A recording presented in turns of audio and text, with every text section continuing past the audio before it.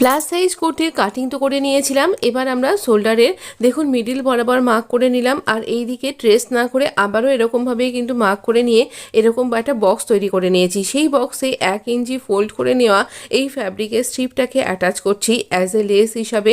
তার সাথে তার পাশ দিয়েও আবার আমরা একটা লেস অ্যাটাচ করছি। একদম পারফেক্টভাবে এই স্কোয়ার নেকটা তৈরি করে নিয়েছি। আর তারপর এখানে ভি প্ল্যাকেট তৈরি করে নিচ্ছি। ভি নেক তৈরি করে নেবার পরে তার পাশ দিয়ে প্ল্যাকেটটাকে এভাবে জুড়ে নিলেই খুব ইজিলি না কাটাছেঁড়া করেই আমরা কিন্তু ভি প্ল্যাকেট তৈরি করে নিতে পারবো। এইভাবে আমরা ফোল্ড করে দিয়ে আমাদের ভি প্ল্যাকেটটা কমপ্লিট করব। আর তারপর এখানে আমরা কলার তৈরি করব।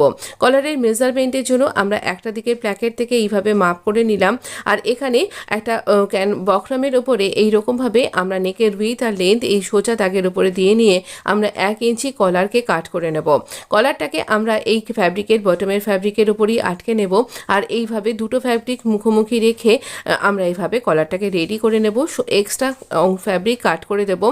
কুর্তির ব্যাক পার্টের মিডল পার্ট এবং এই কলারের মিডল পার্ট একসাথে পিন দিয়ে আটকে নিয়ে উল্টো দিক থেকে আমরা এখানে প্রথমে একটা দিকের প্ল্যাকেট থেকে মিডল, আবার মিডল থেকে আরেকটা দিকের প্ল্যাকেট, এইভাবে আমরা কলারটাকে বসিয়ে নেবার পর আবার সামনের দিকে সোজা দিকে টান করে নিয়ে আমরা কলারের সোজা দিকটাকে স্টিচ করব।